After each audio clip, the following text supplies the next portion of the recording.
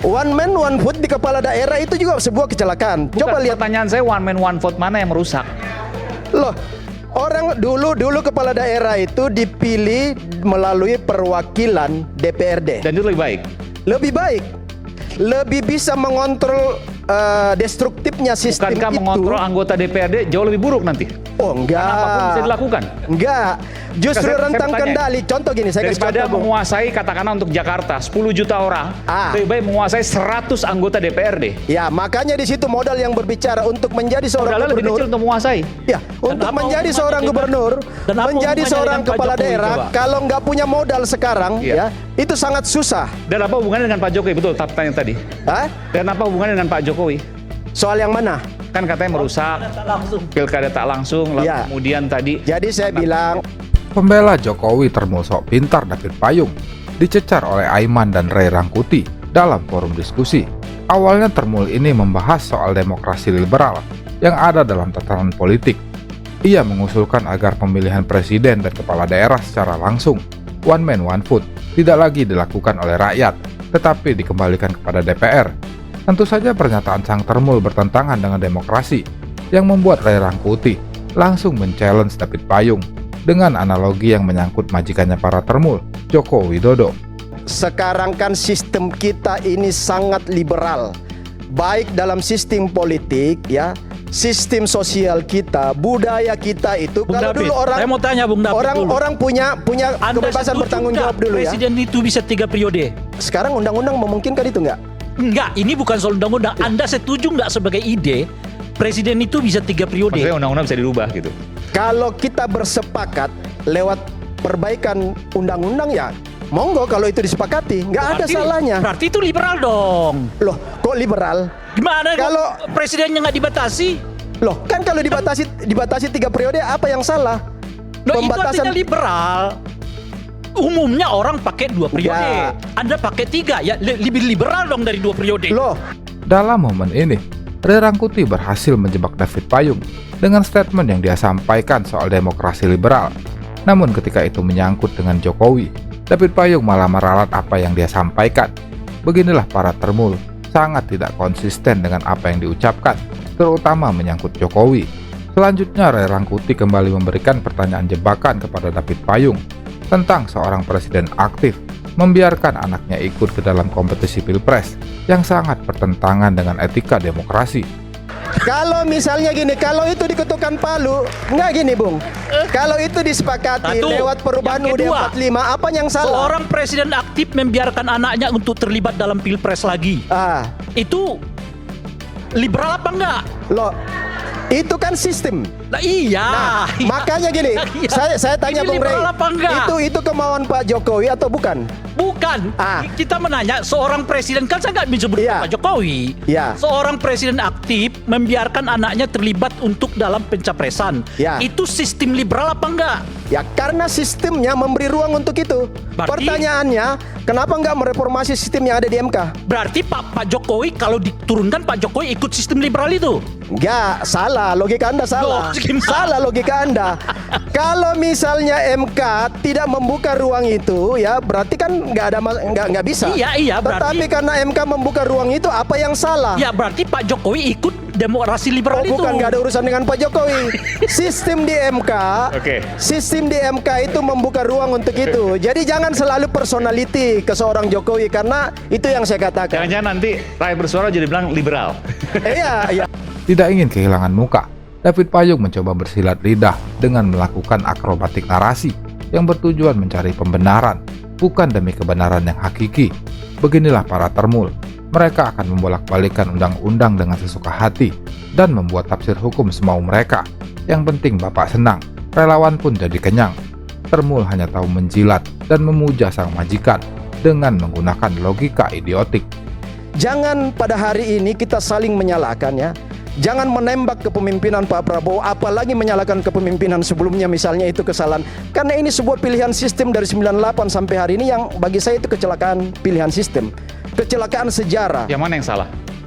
Liberal, sangat liberal kita hari ini. Soal ini biar Bung Ade aja yang menjawab. Ya, nanti dijawab. Jadi Liberal yang mana misalnya? jadi gini, Biarkan soal Bung Ade yang begini menjawab. kemarin gini ya. Karena yang milih sistem ini Bung Ade Armando salah satu. Ya, jadi ini sebenarnya ya kesepakatan kolektif, tetapi di dalam Enggak, proses liberal yang mana misalnya? Supaya kita bisa perbaiki sama-sama. ya, jadi gini. Dari sistem Termasuk politik Kodari, saja kita hari ini nggak ada lagi sistem perwakilan kan. One man one vote dalam sebuah kebebasan pilihan-pilihan calon wakil rakyat itu kan semua kapital yang berbicara di situ, ya. Dan di situ liberal. Salah satunya One man one vote. One man, one pemilihan vote. langsung Bukan oleh ada lagi sistem pemilihan demokrasi langsung oleh rakyat itu adalah liberal. liberal, sangat liberal. Yang sangat Ya. liberal itu apa yang diusung oleh Kodari kemarin? Apa itu, Bung Rey? Presiden bisa 3 periode. Loh, Prabowo sama Jokowi bisa saja. Ya kan, itu tapi kan sistem nggak- contoh salah satu nggak contoh ya, yang itu- disebut dengan paling liberal. Itu Makanya gagasan. saya mengusulkan untuk menjawab ini kita serahkan kepada Bung Ade dan juga Bung Kodari. itu Karena yang sebuah mempraktekkan Tapi demokrasi yang sebuah Ya, nanti bisa jawab. gelitik. Tapi saya mau tanya dulu, dari mana logika one man one vote, pemilihan langsung oleh rakyat itu liberal dan menghancurkan Nah, negara ini? saya Dicecar oleh Aiman dan Ray Rangkuti soal one man one vote, membuat Termul sok pintar David Payung jadi gelagapan dan menjawab dengan narasi tak bermutu yang hanya dilandasi sikap pemujaan dan pengkultusan kepada seseorang tanpa tuntunan logika berpikir akal sehat yang digantikan dengan akal-akalan ala kaum Termul. sekarang gini, yang kemarin sempat hangat soal bagaimana pemilihan kepala daerah itu akan dikembalikan kepada DPRD. Ya. Ya, karena apa? Sangat destruktifnya sistem pemilihan kepala daerah yang langsung hari ini itu. Kemarin kan wacananya soal high cost politik saja. Bentar, jawaban saya belum pertanyaan saya belum Ya. Anda jawab. Di mana logikanya ketika pemilihan langsung oleh rakyat one man one vote Ya, itu adalah liberal yang merusak negara ini? loh, kebebasan yang tanpa batas ya, termasuk yang sekarang ini kita amandemen UUD 45 itu sampai 4 kali ya. Di dalamnya itu kebebasan-kebebasan yang luar biasa tanpa ada kontrol juga itu menjadi pintu masuk untuk orang seenaknya berbicara. Contoh konkret hari ini ya, contoh konkret saya katakan, bagaimana seorang mantan kepala seorang presiden kita dinistakan secara luar biasa tanpa adanya sistem yang melindungi sebuah wibawa seorang mantan presiden ya yang Pak Jokowi dinista, maksudnya dengan dihina. kasus ijazahnya. Kasus salah satu contoh itu ya. Ya. Salah satu contoh. Semua pelaku-pelakunya hari ini masih bebas berkeliaran, bahkan tampil terus di media untuk melakukan Tapi itu kan campaign nggak ada soal kaitan dengan one man one vote. enggak, itu kebebasan yang diberi ruang oleh sebuah sistem politik kita. Soal argumen apa segala macam, saya mau menyampaikan satu prinsip dan substansi hukum ya. Fakta sunt potentiora verbis. Fakta lebih kuat daripada kata-kata. Fakta lebih punya kemampuan untuk mengeliminasi kata-kata. Apa yang kita bangun argumen-argumen itu kan akan dipatahkan oleh sebuah fakta. Nah tadi kalau misalnya, minta maaf, nanti silakan Mbak respon saya, tapi saya nggak mau dipotong ya. Tadi mengatakan bahwa kami dikriminalisasi. Dari mana dikriminalisasi? Pertama, 700 alat bukti yang ditemukan oleh penyidik itu sudah jelas. 120 lebih saksi ya, 100 diam dulu Mas Roy. 120 lebih saksi. 23 saksi ahli. Itu semua menjadi pijakan oleh penyidik untuk mengatakan bahwa ini jelas-jelas ada perbuatan pidana di dalamnya sehingga ditetapkanlah sebagai dasar untuk mentersangkakan sekian orang. Itu yang kedua. Terjadi perdebatan sengit antara ahli telematika Roy Suryo dengan pembela Jokowi sekaligus Waketum Bara JP David Payung di sebuah forum diskusi. Awalnya David Payung menyebut 700 alat bukti yang ditemukan oleh penyidik dalam kasus pencemaran nama baik yang diduga dilakukan oleh Roy Suryo CS sudah sangat jelas. Namun semua pernyataan itu langsung dibantah dengan tegas oleh Roy Suryo yang mengatakan bahwa David Payung orang yang konyol dan tak mengerti persoalan hukum yang sedang berjalan. Yang ketiga saya mau begini, saya memberi apresiasi yang tinggi kepada Egy Sujana dan Damai Harilubis. Kita mengapresiasi karena gini, hukum itu kan harus memberikan, hukum itu salah satu fungsi utama hukum adalah problem solver, menyelesaikan satu masalah, menyelesaikan kasus ya. Nah salah satu yang diselesaikan dengan proses-proses hukum di luar non litigasi ya adalah proses RJ. Bagaimana bagaimana saudara diam aja. Saudara diam aja. Kamu yang banyak salahnya kok nyala-nyalain saya. Jadi gini, proses yang dilakukan oleh Damai Hari Lubis dan Egy Sujana itu adalah proses. Selanjutnya terjadi hal yang menggelitik ketika relawan Jokowi David Payung bangga atas sebutan Termul kepada dirinya dan beserta relawan Jokowi yang lain. Bahkan David Payung mempelesetkan kata-kata Termul menjadi Termulia. Benar-benar konyol para Termul yang jadi benalu dalam demokrasi karena selalu menempel kepada kekuasaan dan berharap belas kasih dari penguasa demi kepentingan pribadi dan golongannya, bukan kepentingan rakyat yang harusnya jadi pedoman dalam demokrasi akal sehat, namun berganti menjadi demokrasi akal-akalan ala kaum Termul. Yang paling inti dari semua ini, di mana letak kriminalisasinya, kami sudah diberi kode bahwa kami akan dikriminalisasi dengan mengatakan karena sudah ramai. Kata siapa saya akan kodenya? menempuh jalur hukum. Ya, Kodenya siapa, Bu? jalur hukum yang dimaksud itu, ini hanya 2 arah, Pak. Bapak harus paham ya. Di depan Pak Kodenya Jokowi siapa, Bu? hanya ada 3 orang di sini. Saya, Rizal Fadila, dan DHL. Sebenarnya saya tidak ada kewajiban untuk menyampaikan ke Anda ya, karena terus terang sudah bukan rahasia. Termul yang saya nggak pernah ngomong Termul ini ya, ini merupakan orang yang menambah buih dalam masalah ini ya. Saya sebenarnya nggak ada keinginan untuk menjawab Kami Anda ini dalam hal ini. termulia memang. Kami termulia. Ada itu Termul kebenaran kayak semua. gitu. Pendukung Pak Jokowi itu termulia. Termul. Ya. Jadi saudara-saudara Termul itu adalah orang-orang termulia ya. Kami akhirnya dilaporkan. Ketimbang Setelah terjal, sebelumnya, ternak dajal, sebentar, itu kan lebih sakit. Sebentar, jangan, enggak sakit, tenang saja. Ini masih berjalan. Termulia Ini kami masih terima. berjalan, Mas. Ya, masih berjalan ini. Jadi festival pelaporan, 5 laporan terhadap kami. Puncaknya baru Pak Joko Widodo tanggal 30 April. Dan itu langsung dikeluarkan surat perintah untuk melaksanakan penyelidikan. Bayangkan, kalau itu Mbak Elvira, kalau itu Roy Suryo, kalau itu Sang Haji, itu Mas Rifai, belum tentu hari itu juga. Tapi karena dia seorang Joko Widodo, maka itu terjadi. Beginilah para pembela Jokowi. Mereka akan membolak-balikkan undang-undang dan membuat tafsir hukum semau mereka demi membela sang bos peternakan. Termul adalah gerombolan kaum ABS, asal Bapak senang, tidak peduli dengan integritas dan kejujuran. Mereka akan terus berusaha melakukan apapun demi membela Jokowi.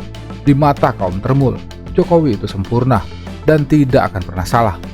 Yang beliau sampaikan yang paling penting ini, bahwa saya tidak akan menunjukkan ijazah tersebut kecuali nanti diperintahkan atau diminta oleh hakim dalam sidang pengadilan. Ya, Dan betul itu. ya silakan. Jangan jawab dulu. Kemudian kedua, harusnya sebelum ramai datang dahulu ke saya. Ya, kami nggak punya link. Jangan bilang Anda siapa? Saya warga negara. Apakah Anda yang sedang merendahkan derajat saya mengatakan Masa saya tidak ibu berhak? mau minta ijazah, memaksa minta ijazah Ini untuk beliau- diperlihatkan? Jangan Anda bilang siapa? Ini sudah bermasalah. Jadi benar kata Pak Jokowi, Samsul, di sidang lah Yusto, Kausa, ditunjukkan. ya. Anda jangan seperti itu. Anda tidak boleh merendahkan orang ya. Ibu nggak Nanti punya saya hak tunjukkan. meminta ijazah orang kacaukan untuk pemikiran diperlihatkan. saya. Nggak Kemudian ada yang hak ketiga, ibu. Mbak Elvira, yang paling penting, beliau mengatakan apa? Ijazah S1 aja kok dipermasalahkan. Nah, itu. Kecuali S2, S3 ya. Dia punya Saya belum apa, mengatakan S2? apa-apa makna kalimat ini. Nanti setelah pulang itu berpikir apa maksud kalimat tersebut ya. Saya mau merespon 2 hal. Yang pertama Mbak Kurnia ya, nanti setelah itu Bung Refli. Yang pertama gini, ini kegagalan kita berpikir ya, kemandulan intelektual. Pertama, clear, jelas sekali tadi sudah disampaikan di Undang-Undang 7 2017 soal Undang-Undang Pemilu pasal 169 ayat R kecil yang dimaksud Mbak Kurnia tadi, bahwa salah satu dari sekian banyak syarat untuk menjadi capres cawapres itu, salah satu yang dipermasalahkan adalah bahwa minimal lulusan SMA, madrasah, bla bla bla, atau yang sederajat ya. Hari ini mayoritas partai pendukung Prabowo Gibran itu mayority ya. Jadi bagi saya itu yang sering saya sampaikan, kita menyenangkan diri kita, yang saya katakan dalam tanda petik beronani mental untuk membawa hal-hal ini ke arah, bagi saya itu sesuatu pembodohan publik. Ternak anyar pembela Jokowi sekaligus Waketumbara JP, David Payung, membuat narasumber dan presenter menjadi jijik setelah mendengar statement pembelaan yang dia lakukan terhadap Gibran. Awalnya David Payung mencoba mencari sensasi dengan mengatakan bahwa semua hayalan tentang pemakzulan Gibran sama halnya dengan beronani mental. Termul ini merasa dirinya pintar dan paling benar. Namun yang terjadi, David Payung sebenarnya sedang melakukan pembodohan publik saat menyampaikan argumen ngawur dan menjijikan. Jadi bagi saya itu yang sering saya sampaikan, kita menyenangkan diri kita, yang saya katakan dalam tanda petik beronani mental untuk membawa hal-hal ini ke arah, bagi saya itu sesuatu pembodohan publik. Gak bisa itu. Anda nggak Clear. ngerti yang namanya forum privilegiatum. Tahu. Ya? Jadi konstitusi mengatur itu. No. Nggak Di bisa. dalam- Nggak sebentar. bisa kalau nggak ada inkrah keputusan Bentar, hukum. saya jelaskan dulu. Anda memotong-motong saya kapan saya ngomongnya? Ya, monggo, silakan. Jadi, Supaya kita nggak dibodohi lah. oh, Anda yang Poinnya. membodohi orang. Ini membodohi orang. Iya, ini yang membodohin orang ini. Enggak, Dia nggak tidak tahu. mengerti konsep ngerti. negara. Iya. yang Oh, forum kita sama-sama privilegiatum. mengerti, Bu. Ya lain lah. Makanya nggak Saya harus sudah hukum tata bilang. negara Saya dengan sudah proses bilang. Dengan pakar politik. ngaco ini Proses Untuk MK nggak bisa presiden dan mengesahkan wakil ketika nggak ada presiden keputusan hukum yang berlaku inkrah. forum khusus. Makanya Kalau ada seorang dua presiden jalur, korupsi, jalur melakukan tindak politik pidana sama berat jalur lainnya dan lain konstitusi. sebagainya mengkhianati terhadap Jalur negara, politik, jalur dia konstitusi, tidak jalur konstitusi diproses MK itu keputusan melalui hukum. Oke, Bu. satu-satu biasa. kita Nggak tidak bisa. bisa menyimak Iya, kan? satu-satu. Nggak Oke. bisa. Iya. Jadi kalau mau masuk di MK Bro. itu menguji keputusan Bro, hukum, bro. Kalau DPR nggak ada dasar mengundang MPR hukum, untuk melakukan keputusan sidang politik itu nggak bisa. pemberhentian presiden dan Nggak wakil bisa, presiden. You nggak bisa. understand what I mean? I don't know. Understand or not? Nggak ada itu. Jadi jangan melakukan pembodohan seolah-olah setiap warga negara punya hak untuk melakukan tuntutan yang namanya keputusan inkrah dari sebuah institusi negara sekelas MK dan KPU. Baik. Nah, ini Monggo. baru pembodohan ini. Saya- Ini baru pembodohan. Hal yang misleading saya kira saya harus Ya. perbaiki nih. Ya.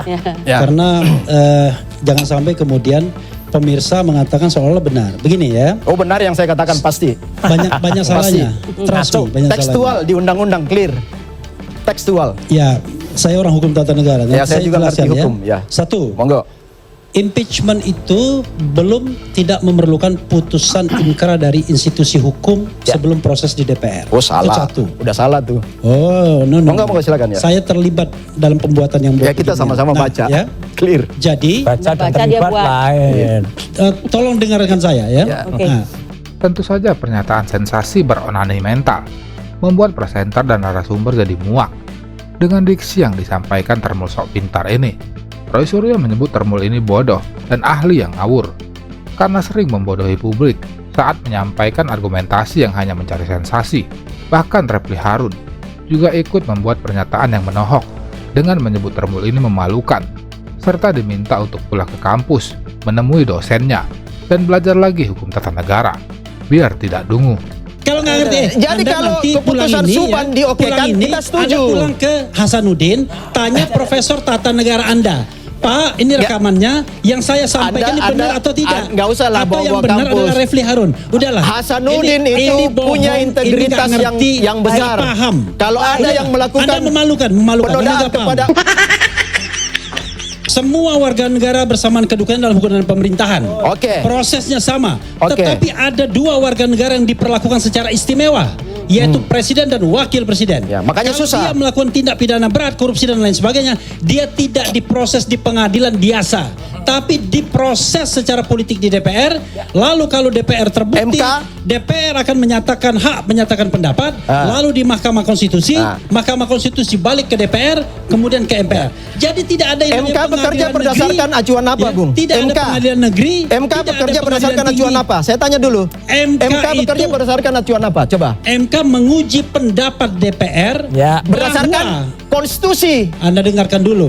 MK Supaya nggak dibodohin menguji publik pendapat ini. DPR bahwa presiden dan atau wakil presiden sudah melakukan pelanggaran hukum berat. Nah, berdasarkan putusan pengadilan. Nggak bisa, Ini nggak fitnah ngerti kalau nih. itu. Udah. Kalau nggak ngerti. Jadi Anda kalau nanti keputusan pulang ini, Subhan diokekan, pulang ini, kita setuju. Anda pulang ke Hasanuddin, tanya Profesor Tata Negara Anda. Pak, ini rekamannya yang saya sampaikan ini benar atau tidak? Nggak usah lah Atau yang bawa-bawa benar kampus. adalah Refli Harun. Udahlah. Hasanuddin Ini itu bohong, punya ini integritas nggak ngerti, yang besar. nggak paham. Kalau ada Udah. yang melakukan Anda memalukan. penodaan Anda nggak paham. kepada Kalau mau kita lihat betapa komprominya Pak Presiden Joko Widodo di dalam berbagai proses dan berkaitan sampai saat ini adalah pimpinan KPK satu-satunya yang dipilih melalui presiden, satu-satunya 3 kali hanya Presiden Joko Widodo. 3 kali pimpinan KPK dipilih oleh Dipilih oleh Presiden Joko Widodo, satu-satunya.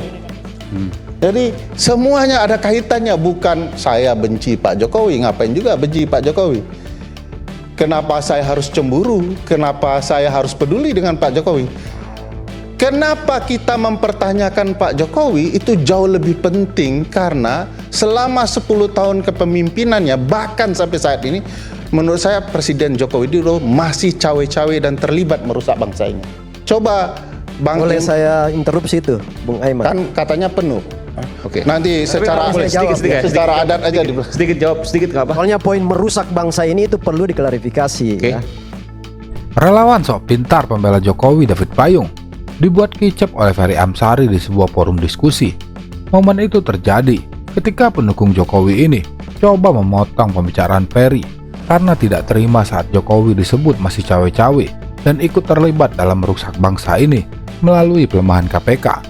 Namun dengan tenang namun tajam, Ferry langsung merespon dan membungkam Termul yang langsung terdiam saat dikonter dengan data dan fakta yang sebenarnya.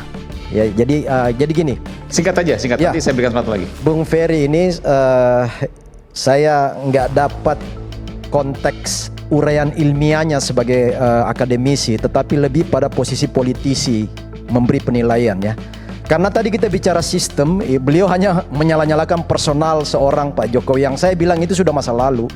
Makanya tolong memberikan analisis secara ilmiah soal apa kelemahan dan harus bagaimana mengkonstruksi soal pemberantasan korupsi ke depan. Nah ini kalau misalnya dianggap berkontribusi merusak bangsa, itu yang kita perlu klarifikasi supaya adik-adik mahasiswa masyarakat bangsa ini memberikan apresiasi kepada semua pimpinan kita terlepas dari kelemahan dan kekurangan mantan-mantan presiden kita. Itu yang nggak benar bagi saya. Terima kasih. Silakan. Dengan gaya menjilat yang sering ditampilkan oleh gerombolan Termul, David Payung mengatakan bahwa Jokowi tidak terlibat dalam pelemahan KPK yang terjadi di zaman Joko Widodo dan meminta orang-orang untuk tidak saling menyalahkan. Termul cenderung tutup mata dan telinga jika menyangkut tentang kejahatan Jokowi. Di mata kaum Termul, Jokowi itu sempurna dan tidak akan pernah salah. Sampai hari ini saya salah satu orang yang selalu memanggil Presiden Jokowi Presiden Jokowi. Itu standing ilmiah saya. Apa yang disebut kerangka berpikir ilmiah dalam hukum adalah ketika dasen dan dasolen bertabrakan. Apa hukum yang diharap-harapkan dengan apa hukum yang dipraktikkan tidak bertemu. Itu rumusan masalah. Kalau abang belajar ilmu hukum, pasti abang tahu konsep ini. Saya menjelaskan bahwa undang-undang bilang begini, ANKEK bilang begini, tapi praktiknya begini. Itu ilmiah, Pak. Itu data ilmiah namanya dalam ilmu hukum. Coba tanya beliau, apa data ilmiah beliau bahwa Jokowi adalah orang baik, orang yang memperbaiki bangsa. Mana rumusan undang-undangnya, mana yang dijalankan oleh Jokowi?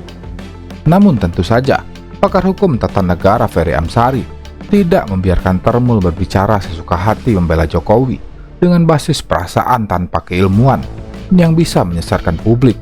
Ferry Amsari meminta Termul memaparkan fakta dan data untuk mendukung pembelaan yang ia lakukan terhadap Jokowi. Jangan hanya selalu membela secara membabi buta dan menjilat penguasa untuk kepentingan pribadi dan golongannya. Abang tahu enggak? Jokowi bisa dikenakan, ini rumusan masalah.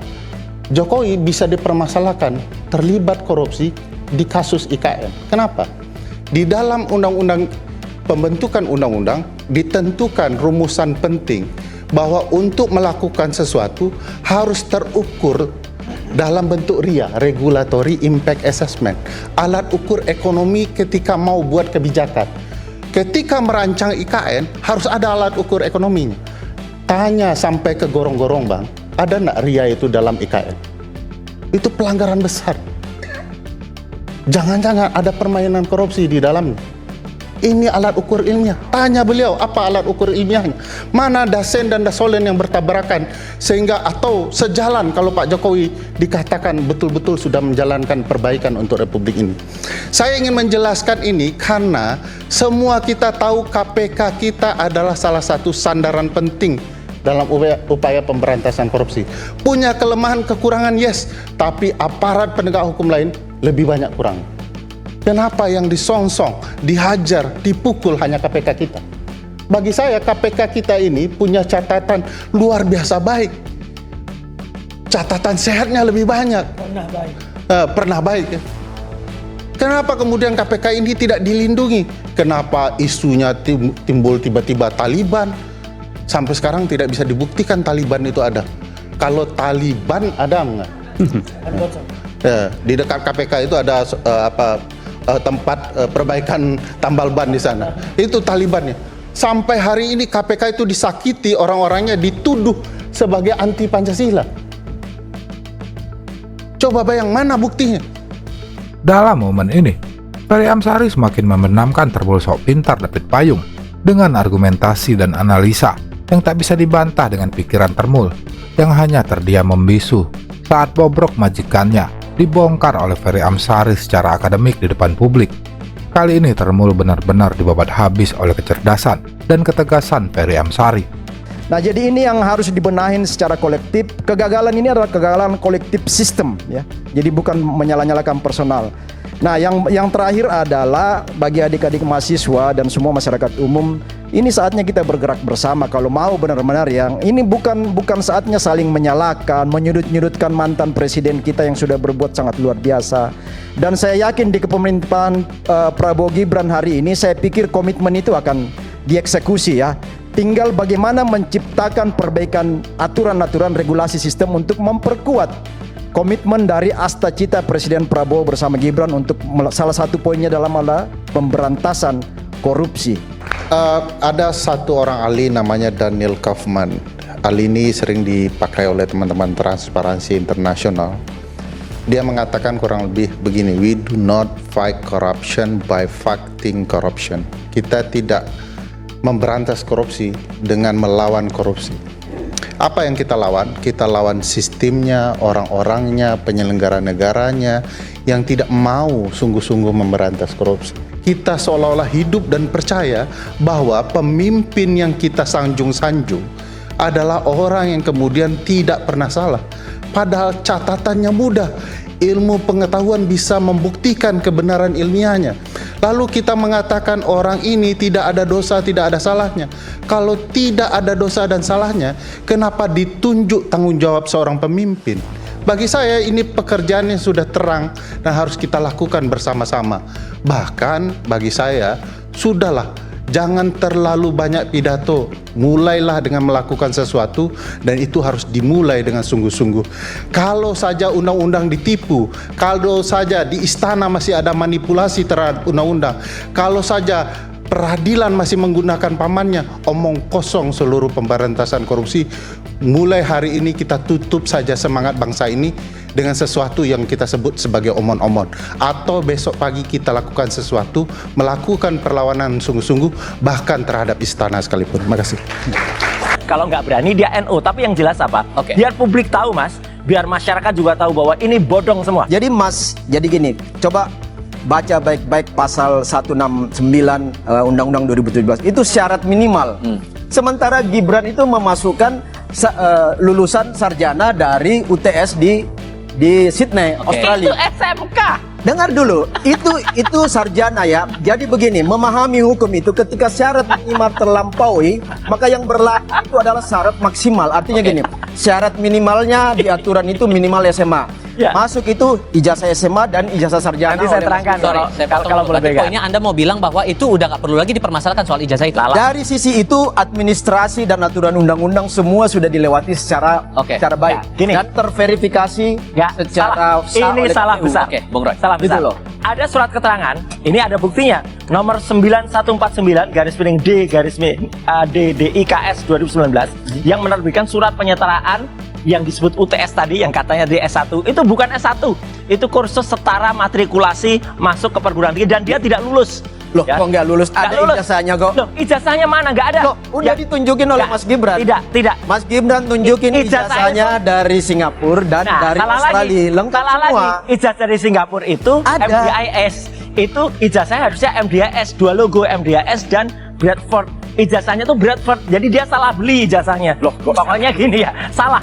Oke, nggak apa-apa. Ini kita tunggu saja nanti pada saat sidang. Dan pada saat sidang perdata, kalau pengadilannya benar dan jujur, sekali lagi, dia tidak akan meng-NO-kan. Siapa tahu dia, kalau nggak berani, dia NO. Tapi yang jelas apa? Biar publik tahu, Mas. Biar masyarakat juga tahu bahwa ini bodong semua. Pakar hukum telematika Roy Suryo kembali membuat peternakan gelisah. Setelah mengkuliti ijazah Joko Widodo, kali ini Roy Suryo kembali mengkuliti ijazah S1 Gibran Rakabuming, anak sulung dari mantan Presiden Jokowi. yang terindikasi bermasalah, termasuk penyetaraan dari Direktorat Jenderal Pendidikan Tinggi yang dianggap absurd, tidak masuk akal, karena latar belakang SMA Gibran masih menjadi misteri. Menurut Roy Suryo, Gibran sempat bersekolah di SMA Santo Yosef Surakarta. Akan tetapi, Gibran malah dapat surat penyetaraan lulus SMK dari Dikti. Ya, Mas Roy harus dengar juga ya. Pertama, ada adigium yang berlaku bahwa fitnah dan kebohongan yang terus-menerus direproduksi, diulang-ulang terus-menerus, itu diyakini oleh orang-orang tidak terdidik sebagai sebuah kebenaran. Nah, ini yang kita takutkan. Mas Roy terus mereproduksi hal-hal seperti ini, itu masyarakat suatu saat akan yakin apa yang disampaikan Mas Roy, padahal itu semua kebohongan dan fitnah. Saya mau mengatakan begini. Pertama, soal kasus ijazah Mas Gibran ya. Mas Gibran itu sudah melewati 2 kali pendaftaran kontestasi pemilu. Ketika menjadi wali kota Solo lewat verifikasi KPUD. Masuk menjadi calon cawapres melewati verifikasi KPU Pusat. Nah, kemudian di Undang-Undang Pemilu Undang-Undang nomor 7 2017 pasal 169 yang tadi coba diintroduksi oleh Mas Roy itu, bunyinya itu salah satu ayat di situ bahwa persyaratan menjadi capres dan cawapres adalah minimal tamatan SMA, madrasah, dan yang disederajatkan. Nah, Mas Gibran ini lulus SMA dari Singapura ya, dari Orchid Park Secondary ya. Ada suratnya nggak? Ada. Mas Gibran sudah tunjukkan ketika pendaftaran dan itu sudah dijawab. Dengar dulu, Mas. Tidak ada. Itu sudah dijawab oleh anggota KPU, saya catat namanya waktu itu 2002 itu oleh Idam Holik. Bohong. Bahwa sudah diverifikasi. Masuk. Perdebatan ini bermula ketika seorang warga negara bernama Subhan Palal mengajukan gugatan ke Pengadilan Negeri Jakarta Pusat untuk membuktikan kebenaran ijazah SMA Gibran. Buah jatuh tidak jauh dari pohonnya. Mungkin itulah gambaran saat Roy Suryo mengkuliti ijazah Gibran Raka Buming, seperti saat ia mengkuliti ijazah Joko Widodo yang menjadi kontroversi di masyarakat dan bergulir menjadi bola liar hingga saat ini. Laporan ijazah Gibran ini sudah dilaporkan di PT Tun oleh Pak Suban yang kembali melaporkan di di Perdata ini kan. Di laporan di Tun itu ditolak, dismissal. Ngerti nggak Mas Roy dismissal? Dismissal itu karena pertama nggak memenuhi persyaratan. Iyalah. Jadi syarat-syaratnya itu nggak terpenuhi. Tunggu nanti. Yang kedua, nggak ada bukti, nggak ada data, nggak ada dokumen. Makanya ditolak oleh PT Sekarang Tun. kita support datanya. Tunggu. Yang kedua, dismissal itu karena sudah daluarsa juga, waktunya sudah lewat. Nah, makanya itu. Pertanyaan Tun, kenapa Anda nggak mempersoalkan ketika itu diproses di KPU Pusat saat mau mencapres cawapres ketika itu? KPU Makanya semua syarat-syarat dokumen nggak dipenuhi, syarat waktu sudah lewat, ditolak menjadi dismissal oleh Tun. Sekarang cari-cari jalur gimana caranya membuat keributan lagi di publik, masuk lagi ke Perdata. Sehingga kalau udah disinggung-singgung kayak begini, Mas Gibran harus tunjukkan ijazahnya juga. Oh, Mas Gibran udah berkali-kali ngomong di media loh. Bahkan dikutip oleh Kompas.com. Mana di sekarang podcastnya Najwa Shihab mengatakan, Mas Gibran bilang, ya udah, kalau mau ditunjukkan silakan. Tunjukkan. Datangin saya. Tunjukkan. Ya, Dan siap Mas ditunjukkan itu ya? Dan kita siap, periksa. Mas Gibran udah jawab, ijazah saya itu siap bikinan mana? menunjukkan. Bahkan ketika ada diskusi waktu itu mempertanyakan ketika masih cawapres. Nanti kita periksa. Ada yang nanya, ya silakan kalau mau saya tunjukin. Ya ada yang berani datang minta kan? Enggak, Bung kita Roy, periksa. Ada kesiapan di situ. Sangat. Ayo tunjukkan. Dan ya ketika ditunjukkan tuh dengan hanya para wartawan, dan itu memang ini sedikit lebih maju daripada ayahnya ya. Kalau ayahnya kan dipotret wartawannya aja nggak berani. Kalau ini oke lah, berani dipotret. Nah, begitu dipotret, kita tahu lah ijazah itu banyak. Kalau kita googling tuh banyak, nemu di fakedocument.com, ketemulah ratusan ijazah kayak gitu. Roy Suryo juga memberikan pernyataan yang menohok bahwa ijazah Gibran palsu dan ia memiliki IQ tak kalah rendahnya dengan sang ayah. Roy juga mempermasalahkan dari format ijazah Gibran yang tidak sesuai dengan format aslinya, yang berarti Gibran salah beli dokumen palsu di pasar gelap Konoha. Saya nggak mempermasalahkan yang fake dokumen. SMA-nya saja, ini 2 penyetaraan ijazah itu yang dari Ditjen Dikdasmen itu aja udah aneh. 13 tahun baru disetarakan. Kemudian setelah itu yang disetarakan, yang tadi universitas disetarakan setara dengan SMK, Sekolah Menengah Kejuruan. Apa-apaan gitu, yang disetarakan juga UTS, bukan yang dari Singapura, yang dari Orchid Park Secondary School itu. Orchid Park Secondary School Itu saya tahu persis ya. Itu dia tuh ketika Gibran masuk, itu baru setahun sekolahnya Mas. Dan itu bahasa pengantarnya Mandarin. Gibran bisa nggak bahasa Mandarin? Nah ini masalahnya adalah karena itu kan perspektif lagi. Anda tidak khawatir tidak kalau nanti ujung-ujungnya Anda dituduh pencemaran nama baik? Mana pencemaran nama baik? Emang namanya baik? Itu Terus kita kebohongan sebarkan. semua itu Mas Ya, Roy. enggak. Jadi Oke, sekarang ilmu dibalas dengan ilmu dan itu akan kita terbitkan buku lagi nanti. Oke, singkat masing-masing. Atas omongan Mas Roy ini mungkin dari teman-teman Bisa relawan masuk ke proses hukum? Bisa berimplikasi hukum. Bagus. Anda mau adukan? Bagus. Kita lihat perkembangan Ayo depan. adukan. Kita lihat bongkar semua kepalsuan kami ini data bukan kita. orang yang suka Oke. membangun fitnah dan kebohongan, tetapi begitu Mas Roy gagal membuktikan apa yang udah dituntut, berhasil. maka itu implikasi Ijazahnya hukum. Joko. Mas Toto, tapi kalau melihat lebih jauh lagi, ini memang hanya relawan sedang membela atau sebenarnya mau membuat sebuah persepsi lain dari kacamata politik, itu dampaknya apa? Ya, masyarakat tidak sebodoh itu ya kalau hanya kemudian dengan kalimat ini proyek paling prestisius. Itu kan terlihat sekali kalimat yang muncul secara subjektif dalam konteks pemujaan terhadap apapun yang dibangun oleh Jokowi. Berbeda kalau Mas Budi Ari misalnya bisa membantah mengenai kos yang dianggap kemahalan. Berbeda kalau Mas Budi Ari punya data-data yang bisa membantah kritik-kritik para ekonom, termasuk misalnya dari dulu saya sudah mendengar dari almarhum Faisal Basri mengenai potensi problem dari yang namanya WUSH. Tapi kalau hanya sekedar berbicara mengenai ini proyek paling prestisius, bahwa kemudian Bandung membutuhkan, ya sanggahan data juga jauh lebih banyak. Jadi saya mengajak teman-teman relawan, silahkan bela Pak Jokowi, tapi masuk dalam perdebatan yang sifatnya mendidik secara intelektual, berikan data tandingan, bukan dalam konteks politik yang mengatakan bahwa Jokowi harus selalu benar. Terjadi perdebatan seru antara Waketum Barat JP sekaligus relawan Jokowi David Payung dengan pengamat politik Yunarto Wijaya tentang persoalan kereta WUS.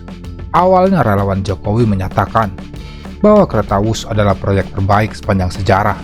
Tentu saja pernyataan ngawur itu langsung dibantah oleh pengamat politik Yunarto Wijaya dan menyebut pernyataan itu sangat menyesatkan dan salah satu bentuk pemujaan yang dilakukan relawan terhadap Jokowi.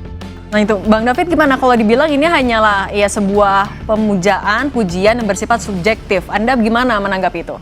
Ya, saya juga memaklumin kalau Mas Toto memberikan pandangan seperti itu. Soal mengatakan bahwa ini menjadi beban APBN itu juga informasi yang salah karena ini B2B Mas Toto ya. Jadi ini bahkan Luhut yang sebagai penanggung jawab dari proyek ini sudah mengatakan bahwa sudah ada pertemuan dengan China sendiri untuk melakukan restrukturisasi utang. Kalau berbicara mengenai B2B sepakat, tetapi kan kemudian kita tahu sempat ada permintaan bagaimana kemudian APBN bisa ikut membantu beban yang sedang dipegang oleh salah satu BUMN yang sekarang dipegang oleh Danantara. Danantara itu mengelola aset siapa? Aset yang dimiliki oleh negara melalui BUMN. Ini juga negara, Bang David. Ya, Poin yang harus kita gantian.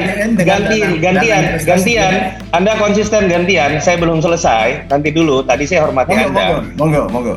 Soal antara bisnis Danantara dengan APBN itu memang berbeda karena Danantara ini bicara soal investasi aset yang dimiliki oleh BUMN. Negara. Oke, BUMN benar. itu milik negara, Bang David. Tidak bisa Anda pisahkan. Jangan dipotong. Anda menyesatkan soalnya. Anda yang menyesatkan, Mas. Jadi Danantara dibentuk dalam rangka mengelola dividen dan aset BUMN. Titik. APBN dibentuk untuk pembiayaan dari sektor kebutuhan pemerintahan ya. Jadi itu ada pengelolaannya sendiri. Kenapa sekarang itu aset negara bukan? Yang dikelola oleh Danantara itu aset negara atau bukan, Bang David? Jadi gini, kenapa sekarang BUMN dibentuk dalam bentuk dua badan? Lebih lanjut, pengamat politik Yunarto Wijaya juga membongkar kebodohan para relawan Jokowi yang selama ini terus dinarasikan oleh para termul maupun sejenisnya yang terus-menerus mengkultuskan seseorang yang bernama Joko Widodo dan selalu menganggap apa yang dilakukan oleh Jokowi pasti selalu benar. Dalam perdebatan ini, David Payung benar-benar dipermalukan secara intelektual karena kebodohan akut yang terus dipertontonkan para relawan tanpa rasa malu demi sebuah kesuksesan karir serta kehidupan layak yang diperoleh dengan cara menjilat kekuasaan. Bang David, ini Bang Budi Ari bilang kalau ini adalah proyek terbaik. Emang parameter terbaik dari versi relawan tuh apa? Ya, terbaik karena ini merupakan proyek prestisius ya. Hanya ada ini untuk ukuran negara-negara di Asia Tenggara, baru Indonesia yang punya. Di Asia hanya 3, China, Jepang, dan Indonesia. Dan ini sesuatu yang sebenarnya memfasilitasi apa yang namanya PSO ya, Public Service Obligation ya, yang menjadi kebutuhan transportasi massal. Iya, sebetulnya nggak ada yang baru bahwa buat teman-teman relawan ini kan memang zero tolerance ketika berbicara mengenai kesalahan Pak Jokowi. Karena konsep dari mendirikan relawan ini kan sudah mengarah kepada kultus ya, namanya pun sudah misalnya relawan pro Jokowi. Artinya memang yang difokuskan adalah bagaimana kemudian fokus pada pemujaan terhadap sosok, bukan kemudian berbicara objektif mengenai pencapaian Pak Jokowi, baik dalam konteks kita bisa mempelajari apa yang sudah menjadi kelebihan, termasuk kita harus mengakui ketika terjadi kekurangan supaya kemudian menjadi evaluasi tidak diteruskan oleh rezim sebelum. Ketika ada yang mengatakan ini terlalu mahal dibandingkan dengan proyek-proyek sejenis, ya dibahas, apalagi nanti ada rencana untuk kemudian diteruskan ke Surabaya misalnya. Jadi jangan serta-merta berbicara ini hitam putih. Apapun yang dibangun oleh Pak Jokowi sudah pasti benar, termasuk saya juga menolak. Apapun yang dibangun oleh Jokowi sudah pasti salah, seperti yang dilakukan oleh beberapa haters Jokowi. Kita masuk saja dalam diskusi yang objektif sifatnya. Namun si paling Jokowi David Pajung mencoba berkelit saat para pengamat dan ahli menyatakan bahwa orang yang bertanggung jawab dari proyek Kereta Wus adalah Joko Widodo sebagai orang yang mempunyai otoritas tertinggi dari proyek besar ini. Namun Termul tidak terima bila Jokowi dinyatakan sebagai orang yang bertanggung jawab, karena menurutnya proyek ini adalah kesepakatan bersama para pengambil kebijakan. Dan ketika kemudian beban itu hinggap dalam BUMN, itu juga terkait dengan berkurangnya aset negara, walaupun tidak secara langsung dan mereka entitas terpisah. Poin saya adalah bagaimana ketika kita memaknai keberlanjutan, bagaimana kita memaknai hubungan baik Pak Jokowi dengan Prabowo, seperti yang selalu didengung-dengungkan oleh para relawan.